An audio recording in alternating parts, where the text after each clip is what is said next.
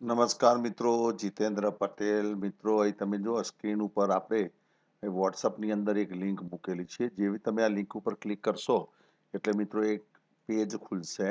હવે એ પેજ શાના માટે છે આપણે જોઈએ છે. આ પેજ અહીં લખેલું છે મિત્રો, તમે જુઓ 3 ભાગ પાડેલા છે. સ્કૂલની અંદર આચાર્ય દ્વારા દર વર્ષે જે તે કર્મચારી, પછી એ શિક્ષક હોય, કારકુન હોય કે પટાવાળા હોય, એના માટેનો ખાનગી અહેવાલ પૂરવામાં આવતો હોય છે. તો આ ખાનગી અહેવાલ સામાન્ય રીતે આચાર્ય દ્વારા હાર્ડ કોપીની અંદર લખતા હોય છે અને ઘણો બધો સમય પણ જતો હોય છે. તો આપણે અહીં એક પેજ બનાવેલું છે કે જેની અંદર તમે શિક્ષકનો ખાનગી અહેવાલ પૂરવો તો તમે એના ઉપર ક્લિક કરી શકો છો, કારકુન માટે પૂરવો હોય તો તમે એના ઉપર કરી શકો છો, અને પટાવાળા માટે પૂરવો હોય તો તમે એના માટે કરી શકો છો. અને આખો અહેવાલ પૂરો કર્યા પછી નીચે બટન આપેલું છે મિત્રો, એ તમે જુઓ નીચે પીડીએફ અહેવાલ લખેલો છે કે પ્રિન્ટ કરો અથવા પીડીએફ કરો. જેવું તમે આના ઉપર ક્લિક કરશો એટલે તરત જ આખો અહેવાલ A4 સાઇઝના પેજ ઉપર મિત્રો તૈયાર થઈ જશે અને એને તમે સીધે સીધી પ્રિન્ટ કરીને ફાઇલ કરી શકો છો. તો આ રીતે આચાર્યના માટે મિત્રો આ સોફ્ટવેર એટલે કે આ લિંક ખરેખર ખૂબ જ કામની છે. જે મિત્રોને કમ્પ્યુટરમાં રસ છે અને કમ્પ્યુટરની અંદર કામગીરી કરે છે એ આચાર્ય મિત્રો માટે મિત્રો લખાણ કરવાની જગ્યાએ તમે સિલેક્શન કરીને પણ અહીંથી લઈ શકો છો. હવે કેવી રીતે યુઝ કરવાનું છે તમે જુઓ. માની લો કે આપણે શિક્ષકનો ખાનગી અહેવાલ પૂરવો છે, તો અહીં તમે જુઓ ઉપર મદદનીશ શિક્ષકનો ખાનગી અહેવાલ પરિશિષ્ટ 1 જે ઢાંચો આપેલો છે એ પ્રમાણે તમારે કશું જ કરવાનું નથી. ફક્ત કમ્પ્યુટર ઉપર માઉસ વડે કામ કરવાનું છે અને વિથિન 5 મિનિટ્સ, મેક્સિમમ 5 મિનિટ્સ અથવા 2 થી 3 મિનિટની અંદર તમે એક શિક્ષકનો ખાનગી અહેવાલ તૈયાર કરી શકો છો અને એની પ્રિન્ટ કરીને તમે એને ફાઇલ કરી શકો છો. તો શાળામાં જેટલા કર્મચારી હોય એ બધાનો તમે આ રીતે કરી જશો. સ્કૂલનું નામ અહીં લખવાનું છે, તારીખ મિત્રો અહીંથી સિલેક્ટ કરવાની છે. એ તારીખ તમે જો બોક્સ ખુલે છે તમારે તારીખ સિલેક્ટ કરવાની છે. આ તારીખથી આ તારીખે એટલે ખાનગી અહેવાલ જે તે વર્ષનો હોય તમારે સિલેક્ટ કરવાનો છે. અહીંથી તમારે વર્ષ સિલેક્ટ કરવાનું છે 2026-27 માની લો. પગાર ધોરણ અહીં આપેલા છે, પગાર ધોરણ તમારે સિલેક્ટ કરવાનું છે. લેવલ આપેલા છે, લેવલ 6, 7, 8 જે હોય લેવલ લખવાના છે. કારણ કે શિક્ષકનું લીધેલું છે એટલે આપણે 35,400 થી પછી એ રીતે 39,900 થી 1,26 એ રીતે લેવલ ફિક્સ પે હોય તો ફિક્સ પે. એના પછી લેવલ નંબર આપેલો છે, લેવલ 1, 2, 3, 4, 5, 6 એ રીતે. ઇન્ક્રીમેન્ટ હોય તો તમારે ઇન્ક્રીમેન્ટ લખવાનું છે, ઇન્ક્રીમેન્ટ તારીખ લખવાની છે. તો આ રીતે તમે અહીંથી સિલેક્ટ કરવાનું છે. આગળ તમે જશો એટલે શિક્ષકનું નામ લખવાનું છે પૂરેપૂરું, શૈક્ષણિક વ્યવસાયિક લાયકાતો અહીંથી બધી લાયકાતો આપેલી છે, BA, MA, BSc, MSc, BCom, MCom, PhD. વ્યવસાયિક લાયકાત પણ અહીં આપેલી છે, તમે જુઓ BEd, MEd, PTC, CPEd, MPEd, DPEd એ રીતે લાયકાતો આપેલી છે. આગળ આ શાળામાં જોડાયા તારીખ અને અનુભવ. જોડાયા તારીખ અહીંથી કેલેન્ડરમાંથી લેવાની છે. શાળાનો અનુભવ એ પણ અહીંથી તમે લખી શકો. 1 વર્ષ, 2 વર્ષ, 3 વર્ષ, 4 વર્ષ, આપણે 35 વર્ષ સુધી અહીં અનુભવ લીધેલો છે એટલે તમે અહીંથી ચોઈસ કરી શકો છો. શિક્ષક તરીકેનો એકંદર અનુભવ કેટલો છે તો અહીં પણ લખેલો છે. જો અહીં 35 વર્ષ સુધી લીધેલો છે. તમારે ફક્ત ચોઈસ કરવાનું છે. ધારો કે 25 વર્ષ અને મહિના હોય, ધારો કે મહિના અહીં લીધેલા છે, 0 માસ, 1 માસ, આ રીતે 12 મહિનામાં, ધારો કે 0 માસ અને 25 વર્ષ અને 3 માસ. પછી કયા કયા કયા વિષયો કયા ધોરણમાં શીખવવામાં આવે છે તો 5 ખાના મૂકેલા છે કે એક શિક્ષકમાં મેક્સિમમ સ્કૂલમાં 5 વિષય લેતો હોય ત્યાં સુધી તમે સમાવેશ કરી શકો છો. અહીં વિષય લખેલો છે, બધા જ વિષયો આપેલા છે મિત્રો. તમે જો ધોરણ 1 થી માંડીને ધોરણ 12 સામાન્ય પ્રવાહ, વિજ્ઞાન પ્રવાહના વિષયો પણ અહીં આપેલા છે. ભૌતિકશાસ્ત્ર, રસાયણશાસ્ત્ર, આંકડાશાસ્ત્ર, વાણિજ્ય, બરાબર. એટલે 11-12ના વિષય છે, માધ્યમિકના પણ વિષય છે. અહીંથી તમારે ધોરણ પસંદ કરવાનું છે. માની લો કે કોઈ એક શિક્ષક હોય કે ચલો ભાઈ પહેલો કયો વિષય લે છે એ તો ગણિત લે છે, કયા ધોરણમાં લે છે તો એ તમે ધોરણ ચોઈસ કરી શકો કે ધોરણ 10માં ગણિત. પછી એ જ રીતે બીજો વિષય વિજ્ઞાન છે, કયા ધોરણમાં લે છે તો ધોરણ 10માં વિજ્ઞાન. પછી માની લો ત્રીજો વિષય કયો લે છે તો ચલો જે વિષય લેતા હોય કે ભાઈ ગણિત લે છે, કયા ધોરણમાં લે છે તો એ ધોરણ 9ની અંદર. તો આ રીતે તમે ચોઈસ કરી શકો છો.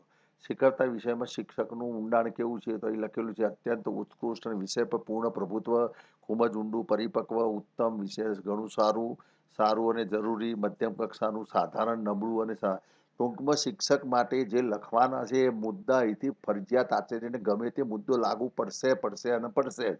વિષયના ઊંડાણ માટે ઇતર વાંચન કેવું છે શિક્ષકનું, આવો પ્રશ્ન છે તો આના અંદર બધા ઘણા બધા જવાબો આપેલા છે. અત્યંત સક્રિય અને સતત દૈનિક વાંચન કરે છે, ખૂબ જ ઉત્સાહપૂર્વક નિયમિત વાંચન, નિયમિત હેતુલક્ષી વાંચન છે એનું. બરાબર. પછી પ્રસંગોપાત વાંચન છે, સાધારણ વાંચન, ક્યારેક જ વાંચન છે, ઓછું મર્યાદિત, બિલકુલ નહિવત વાંચન. તો આ બધા મુદ્દા એવા છે. સંદર્ભ સાહિત્ય પ્રત્યે છે, તો એ બધું સંદર્ભ સાહિત્યની રુચિ અને વર્ષમાં કેટલા પુસ્તકો વાંચ્યા, તો 15થી વધુ, 11થી 15, 8થી 10, 5થી 7, 3થી 4, 1થી 2, માત્ર નિયત સામાયિકો જ વાંચે છે અથવા એક પણ વાંચેલું નથી. તો આ મુદ્દા એને લાગુ પડશે. એ જ રીતે વર્ગ શિક્ષણની કાર્ય અસરકારકતા, વિદ્યાર્થીને શિક્ષણનો સમયથી પૂર્વ સંતોષ છે, તો હા સંતોષ છે, હા પૂર્ણ સંતોષ છે, ખૂબ જ સારો સંતોષ, સંતોષકારક, સામાન્ય, મધ્યમ, આર્થિક આંશિક સંતોષ, અસંતોષકારક. બરાબર. અને પહેલું છે હા 100% અને અત્યંત ઉત્સાહપૂર્વક સંતોષ છે. તો આ રીતે જે તે મુદ્દા આપણે બહુ વિચારીને લખેલા છે. હું આચાર્ય નથી, પરંતુ કયા મુદ્દા શિક્ષકને લાગુ પડે છે એ સમજી વિચારીને આપણે લખેલા છે. લગભગ 999% આના સિવાય બહારનો મુદ્દો આચાર્યને લખવાની પણ જરૂર નહીં પડે. આમાં લગભગ જે તે શિક્ષકનો મુદ્દો આવી જતો હશે એમ. બરાબર. તો અહીં જો બધા જ મુદ્દા લખ્યા છે. કૌશલ્ય વિષયમાં શિક્ષકની અસરકારકતા કેવી છે? અત્યંત ઉત્કૃષ્ટ અને પ્રભાવશાળી, માત્ર ઉચ્ચ કક્ષાની, ઉત્તમ અને પરિણામલક્ષી, ઘણી સારી, સંતોષકારક, મધ્યમ, સાધારણ, નબળી. બરાબર. એ રીતે છે. એમના વિષયનું પરિણામ કેવું છે શિક્ષકના વિષયનું, તો અહીં લખ્યું છે 100% પરિણામ, 95%થી 99% સુધીનું, 90થી 94%, 80થી 89, 70થી 79, 60થી 79, 50%થી ઓછું નબળું પરિણામ છે. તો આ રીતે શિક્ષકોને લાગુ પડતા જે વિશેષ મુદ્દા છે, જે સામાન્ય રીતે શિક્ષકોના ખાનગી અહેવાલમાં પૂરવામાં આવે છે, એ 20 મુદ્દાનો મિત્રો આપણે સમાવેશ કરેલો છે. 20 મુદ્દાનો અને ખાનગી અહેવાલ તૈયાર કરેલો છે. અને છેલ્લે અહીં સ્થળ પણ લખી શકાય છે, તારીખ પણ લખી શકાય છે, આચાર્યનું નામ લખી શકાય છે અને આચાર્યનો હોદ્દો, આચાર્યશ્રી અથવા ઇન્ચાર્જ આચાર્યશ્રી. અને આ બધું કર્યા પછી અહીંથી PDF સેવ કરી શકાય છે. અને ત્યારબાદ નવું ફોર્મ ભરવા માટે આના ઉપર તમે ક્લિક કરશો એટલે આ ફોર્મ કોરું થઈ જાય છે અને તમે નવું ફોર્મ ભરી શકો છો. એટલે અહીંથી સેવ કરી દેવાનું એક શિક્ષકનું, પછી નવું ફોર્મ ભરવાનું.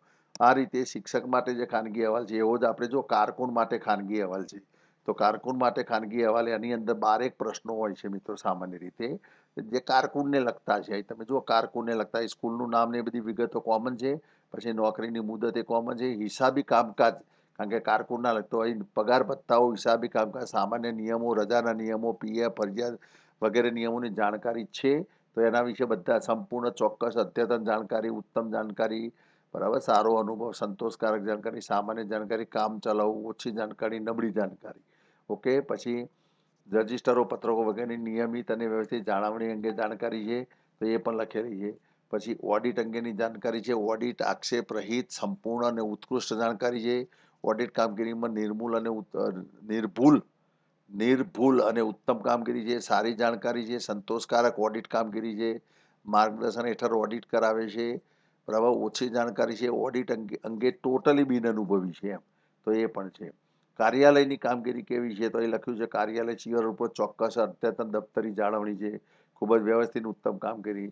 એ રીતે બધા લખતા જે તે પત્ર વ્યવહારની વાત છે, તો એ લખ્યું છે પત્ર વ્યવહાર ઉત્કૃષ્ટ, પ્રભાવશાળી ને નિર્ભૂલ ડ્રાફ્ટિંગ કરે છે. ખૂબ જ સારું અને ચોક્કસ ડ્રાફ્ટિંગ કરે છે. ઉત્તમ ભાષા શુદ્ધિ અને વ્યવહાર છે. સંતોષકારક ડ્રાફ્ટિંગ કૌશલ્ય છે. સામાન્ય પત્ર વ્યવહાર કરે છે. મધ્યમ કક્ષાનું ડ્રાફ્ટિંગ છે. સુધારાની જરૂરિયાતવાળું લાગે છે. નબળું છે. બરાબર. ભાષાઓની ઝડપ અને ચોકસાઈ કેવી છે? કોમ્પ્યુટર ટાઈપમાં અત્યંત ઝડપી અને ક્ષમતાપૂર્વક નિર્ભૂલ છે. ખૂબ જ ઝડપી ચોક્કસ ટાઈપ રાઇટિંગ, ઉત્તમ ઝડપ ચોકસાઈ, ધીમી ઝડપ ભૂલોવાળું, બિન અનુભવી. તો આચાર્યને જે લાગતું હોય મિત્રો એ આમાં લખી શકે છે એમ. બરાબર. આ બધા મુદ્દા છે. એમાંથી આચાર્ય પોતે તો વ્યક્તિગત શિક્ષકને અથવા ક્લાર્કને કે પટાવાળાને ઓળખતા હોય, તો એમને આમાંથી મુદ્દા મળી રહે એમ. તો આ રીતે આરામથી બેસીને ભૂલો વિના તમે લખી શકો છો. શિક્ષાની વાત છે. જો વર્ષ દરમિયાન આપવામાં આવેલી સૂચના, ચેતવણી, શિક્ષા, તો કોઈ જ સદા પ્રશંસનીય કામગીરી, કોઈ જ નહીં. સામાન્ય કામગીરીને મૌખિક માર્ગદર્શન આપેલ, સુધારા અર્થે સામાન્ય મૌખિક સૂચના આપેલ, કચેરી સમય પાલન અને મૌખિક ટકોર, લેખિત નોંધ કરેલી છે, ચેતવણી આપેલ છે, શિક્ષાત્મક પગલો લેવાયેલા છે. બરાબર. તો આ રીતે તમે ક્લાર્ક માટે પણ મિત્રો ઉપયોગ કરી શકો છો.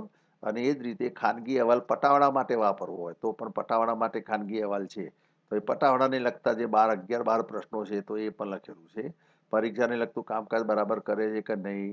બરાબર. પછી છાપા ટપાલ માટેનું કામગીરી, બરાબર, જે તે પટાવાળાને લગતું સફાઈ કામ કેવું છે, અત્યંત સ્વચ્છ, ચમકદાર અને આદર્શ સફાઈ રાખે છે. ખૂબ જ સ્વચ્છ અને સંતોષકારક સફાઈ, ઉત્તમ સફાઈ, સારી સફાઈ, સામાન્ય સફાઈ, મધ્યમ સફાઈમાં સુધારાની જરૂર છે, અસંતોષકારક સફાઈ.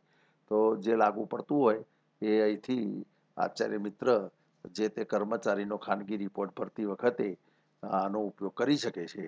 અને અહીંથી સેવ કરશો, પીડીએફ ઉપર તમે ક્લિક કરશો એટલે તરત જ આ રીતે પીડીએફ ફાઇલ આખી મિત્રો જનરેટ થઈ જશે, જેને તમે કમ્પ્યુટરની અંદર કોઈ ફોલ્ડર બનાવીને વર્ષ 2026-27નો ખાનગી અહેવાલ એ રીતે તમે સેવ કરી શકો છો દરેક કર્મચારીનું.